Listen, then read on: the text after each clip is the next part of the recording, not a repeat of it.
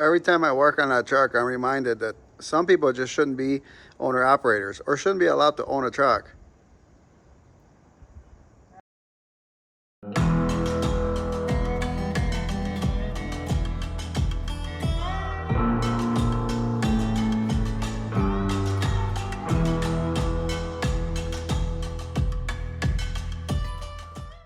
The spiel I got was the guy wanted a brand new truck because he's going to Oakley to make the big bucks.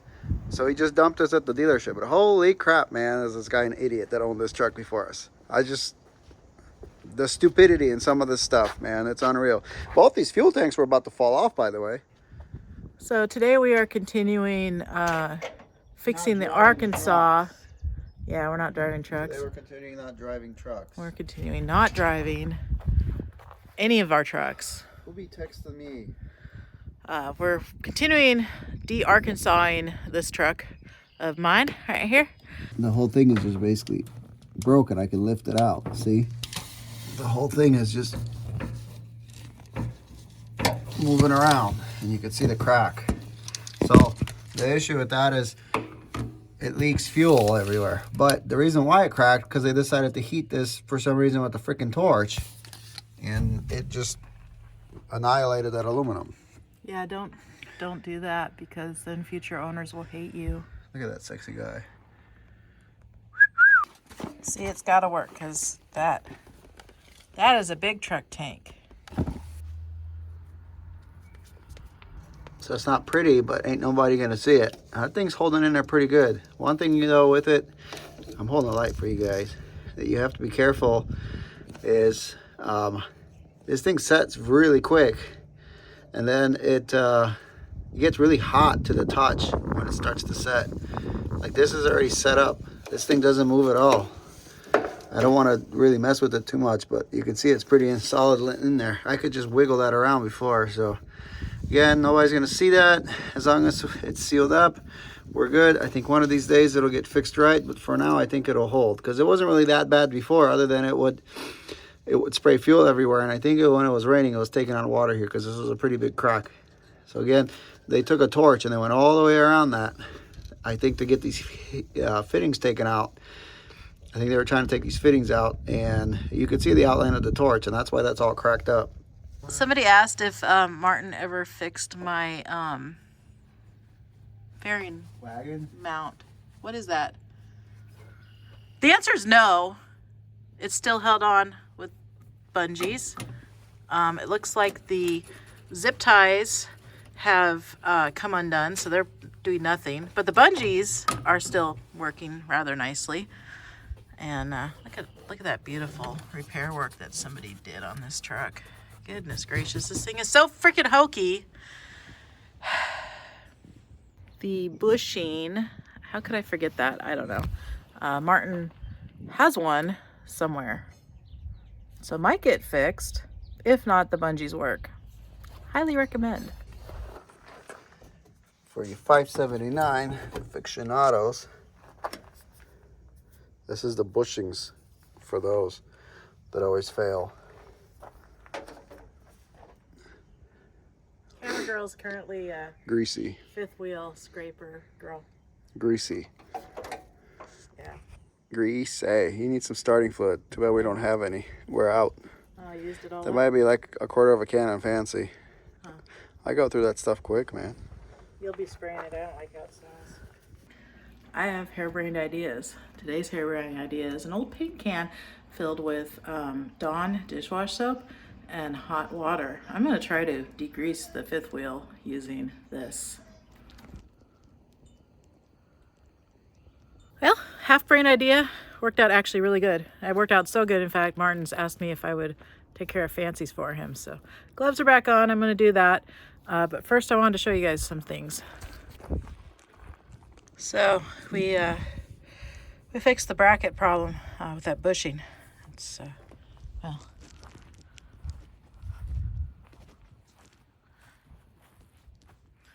yeah, we just took it off. I like it. I like it a lot. So if you don't like it, I don't care. It ain't your truck. My truck. I like it. I am going to polish the tanks. They're gonna look dope. Eventually, I will buy polished steps, and we'll get rid of the step fairing.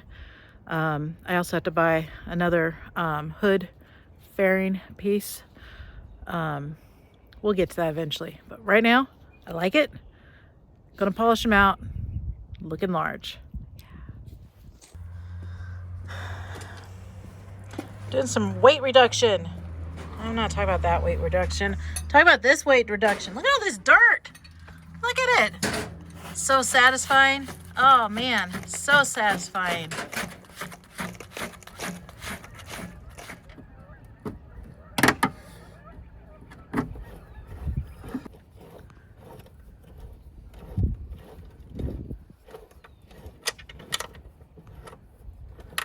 Thank you for your willingness to try projects with me and then change them. We spent a lot of time on that project.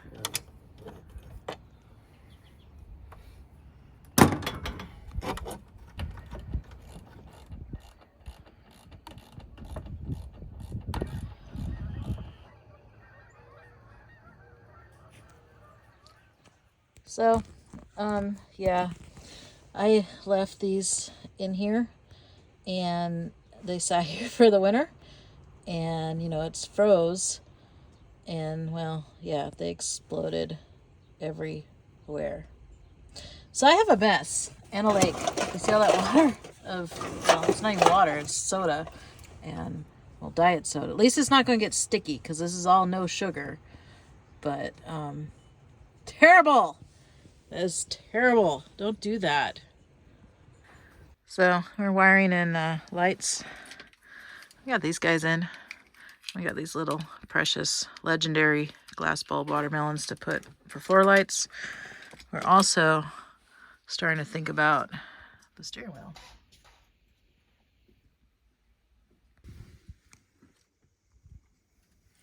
$5.79 floor lights.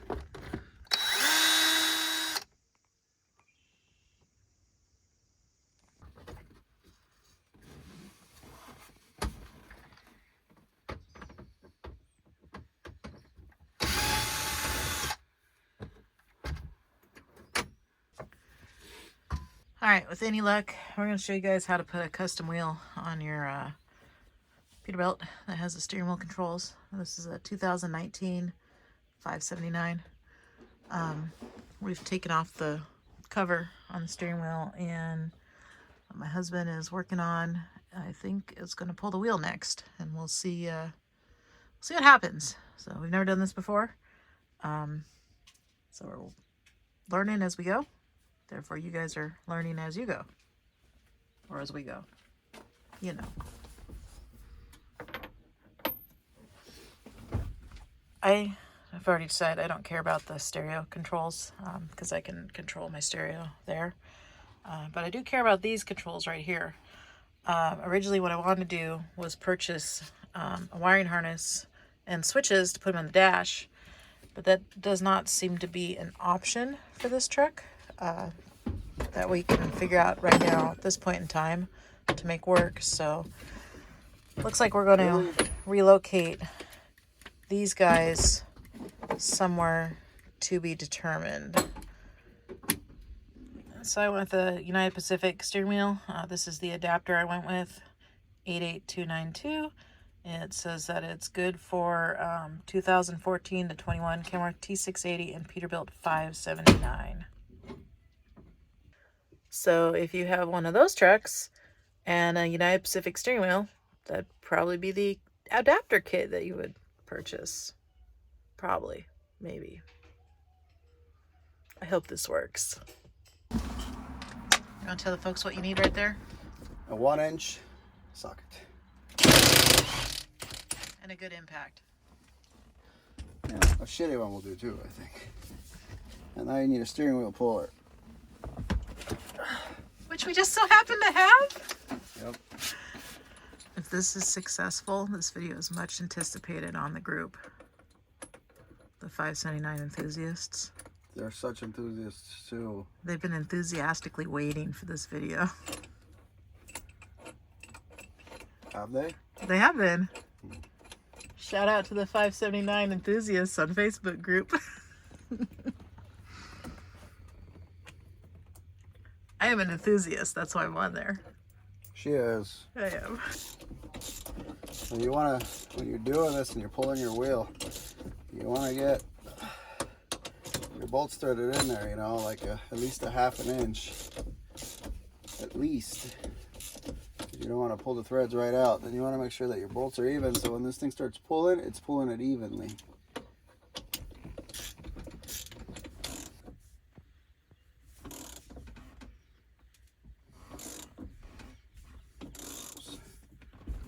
You'll feel it come off. Well, that was easy peasy. Well, it can be. It can be a pain because sometimes you can break the bolts and then you're screwed. You gotta just go slow. And to install it, you're just slamming it back on and impacting it, really. But we did end up running the bolts all the way down because I wasn't comfortable with them. They were starting to get a little wobbly, so instead of ½ inch, we went all the way down the threads.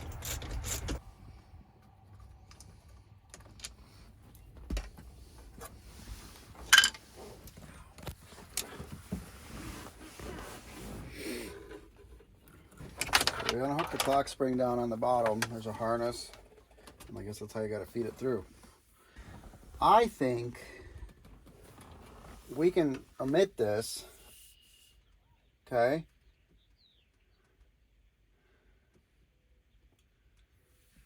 Obviously, we have to cut wires, and obviously we'd have to go plug our wires back in.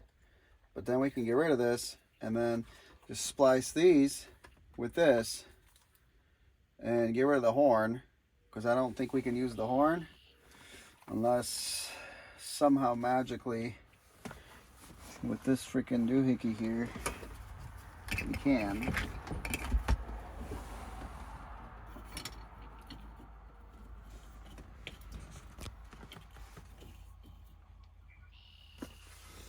See, I don't think that's gonna work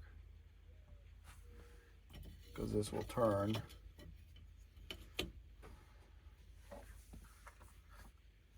I mean, who needs city horns when you have train horns? Well, I mean, it'd be nice to get it to work, but I just don't see a way. Why don't you look up what a Peterbilt clock spring works in case we F it up and then we gotta go buy one.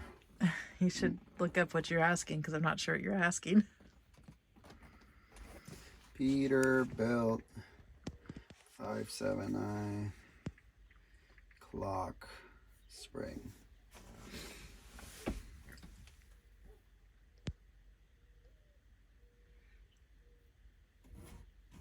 But anyway, I'm following along with what you're saying. What I believe you're saying is that in theory we could cut, splice, make it just a wire, not have the big plastic clock spring. Correct. Which I think is fantastic if we can do it. We can't. I don't see a way of doing the city horn without the clock spring though, because this guy won't work. Because we have to feed a wire through here, and this won't work. It'll get bound up, or will it? I mean, if there's a wire on there, it will. Unless that free spins. This is different though. This is only a one wire connection. These are two. That's a ground. And I think this is for like old school shit. So it can be anywhere from about $250 to $400. Do you want to gamble? I mean, we have the money. And I could then we can kind of get rid of that clock spring, and then we could just wire everything, and then we could just disable the whole city horn and not have the city horn. Yeah. So this little collar here, let's show them. This fits in here, so you don't have to cut that. Because we thought at first it had to go like that, but no, it doesn't. It makes sense. No instructions, and I'm retarded. So this, your splines face up. So it's got this little deal, so it goes like so. It slides in there.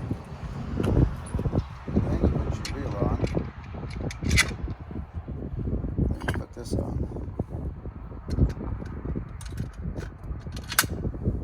Then you put your bolts on, nuts on. So upon further inspection, this guy comes apart. See those? So we're going to take it apart and see what it looks like inside, because there appears to be connectors. And maybe we don't have to rewire everything. Yeah, maybe not. Does it ruin the clock spring? I don't know. We'll find out. I don't think so. I mean, as long as you're not... You could probably take this apart and it'll probably still work. As long as a bunch of stuff doesn't come out jumping at us. Like the jack-in-the-box things? It almost looks like it because there's a little spring in there. See? That's your freaking clock spring. But it almost looks like it plugs in here. But see, that's how that works. And it's just literally tape, like electrical.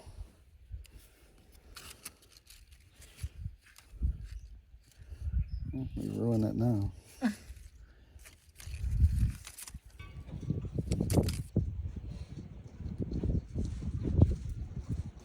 If you're not familiar with wiring, you probably shouldn't do this, but basically green to green, orange to orange, yellow to yellow, right? Yes. Yeah. And See? these aren't the best connectors for it, but they don't care. We got plenty of room.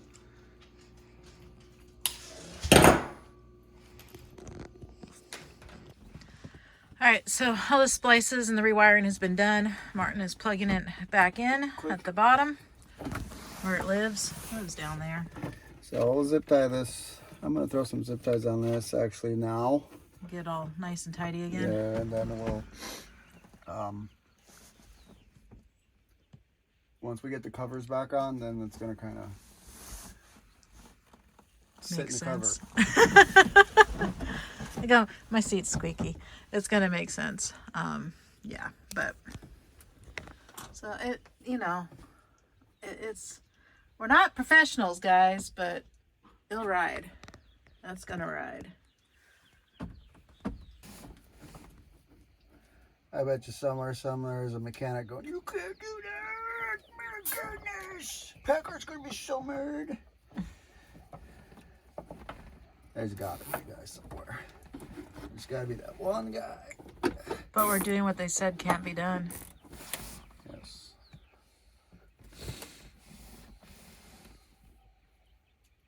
Because that's what truckers do. Wasn't that the whole like theme of Smoking the Bandit? Yes. Yeah. That looks so freaking funny. The only problem with it is because this is gonna be our horn wires, and I'm gonna try to make it work. Maybe it'll work. And this is gonna be because you're gonna put the cruise on this side. Well, I haven't decided if it's going on the side or if it's going on the top, but it's gonna be okay, so, in that general vicinity. Hello, Bert. Hello. So these wires are gonna be over here because whether you want to hook it up, and then there's a jumper wire that runs to the radio controls. So if the cruise is on this side or on this side, or the radio controls are over here, this just plugs into the cruise control buttons, and then the buttons from the cruise control have their own jumper wire that goes to the radio controls. So these come with a adapter for your horn, and I think that the clock spring probably for the trucks that don't have the steering wheel controls are different. So it's probably for the horn for those, and for ours it won't work because our horn runs through the clock spring. So I think the clock spring is a little bit different when it comes to the trucks without the steering wheel controls. So we're probably not going to be able to use the horn. So we're just going to kind of tape these wires out of the way, but we're going to leave them in here. We're not going to get rid of them. From what I remember, the wheel was slightly off a little bit to the left like this.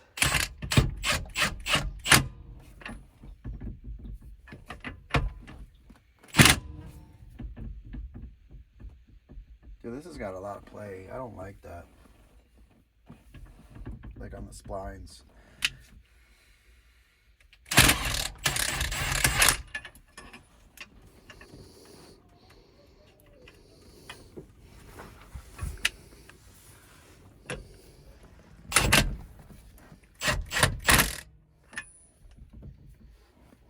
Yeah, that's better.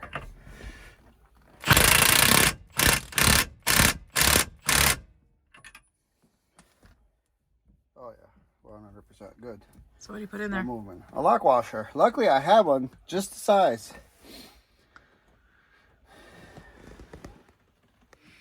Perfect. No more movement.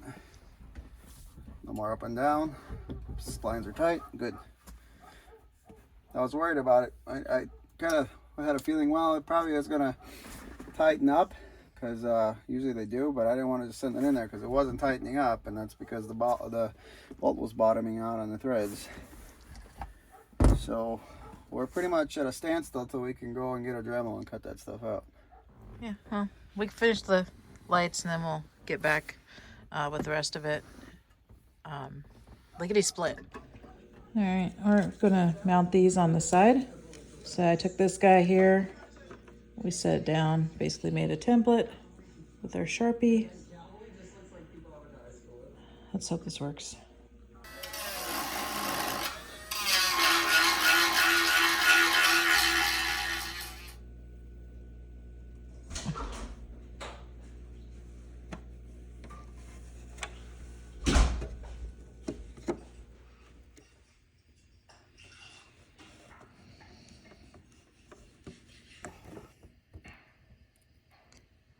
We do a little bit of plastic welding here on the back side, just to make that stable. We got our screws. I don't think that's going anywhere. So The only place it's going is on a truck. oh yeah, we have this gappage here. We're gonna just solve that with my bandana. I'm feeling pretty good on the plastic welding, but I don't know if I feel good enough to try to weld that gap, you know? I feel good what I've done back here, but I think we're just gonna bandana it. So the problem with that guy is it doesn't necessarily follow the contour of the wheel cover, but it's in there solid. Not only did Alice do a good job plastic welding, there's also 2 bolts holding this through cover with the switch. So this is not going anywhere. And I mean, it's just there to work. Sure, it doesn't look pretty, but it's functional, and like I said, it'll get covered up. No, you're not really gonna see that because the turn signal stock, no, that shifter is gonna be over here, so you're not gonna see this. And then, you know, the other cover is gonna go on top, so you're not necessarily gonna see any of this. So I think it came out pretty good. And that was such a pain in the butt to put in. I don't think I'm gonna put in the radio controls. It's a lot of work. Yeah, so the project was fun and great until we got to mounting of the switch. Well, everything's wired, all we gotta do is just plug and play and hope it works. Let's go try it out. Let's go. So we got our deal in. We got our horn wires. They're taped individually, and I got them zip tied to the actual steering column. I know that's just the shaft doesn't move. We got our harness that's modified, and that's just gonna plug into here.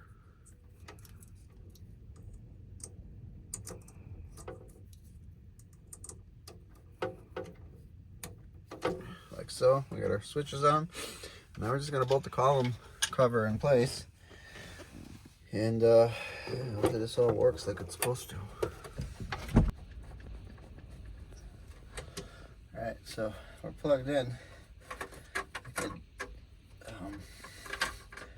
think what we'll do is we'll kind of zip tie this, but let's test it, make sure it works. I'm gonna connect the batteries back up before everything gets tightened up. We'll fire up the truck, and we'll see if the cruise control works and if there's any lights. I don't think it will, but there's always that possibility.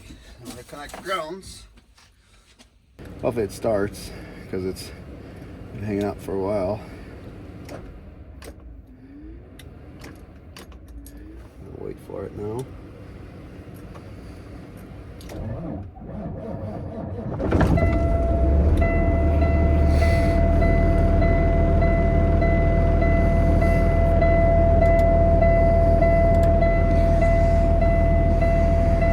It's high idling now, so I have to wait for it to go back to low idle, and then we'll test the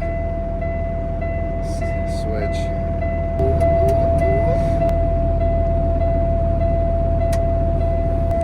So, moment of truth. Let's see if the cruise control lights up on the dash. What do you think? What is it gonna do?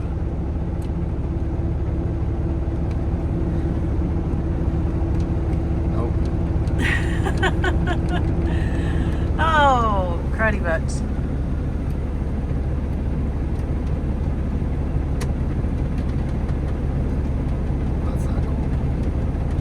need to plug in that other thing, like to complete a circuit, maybe? What other thing? The stereo thing? Maybe.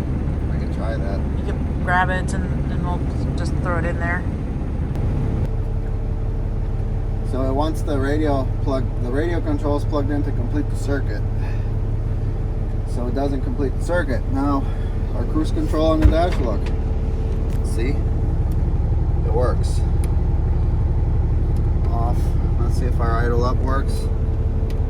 Yep, it works. Everything works. So eliminating the clock spring and rewiring it worked, but you have to keep the radio controls to complete the circuit. Because I guess maybe it runs some sort of it grounds itself in some way.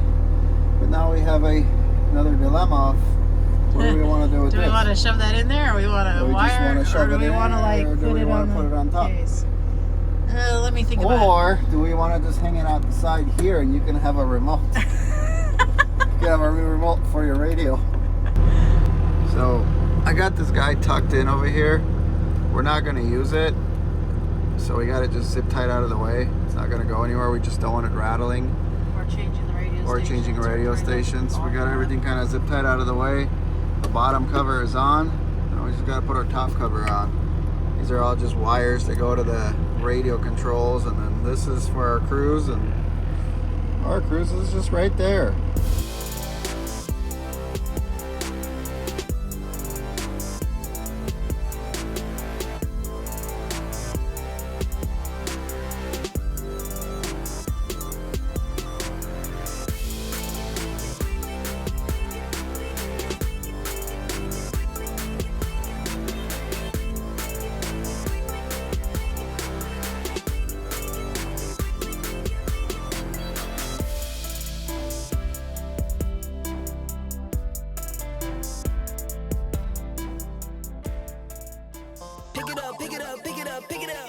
You see the drippy, I'm fitted up. Hop in my car and the giddy up.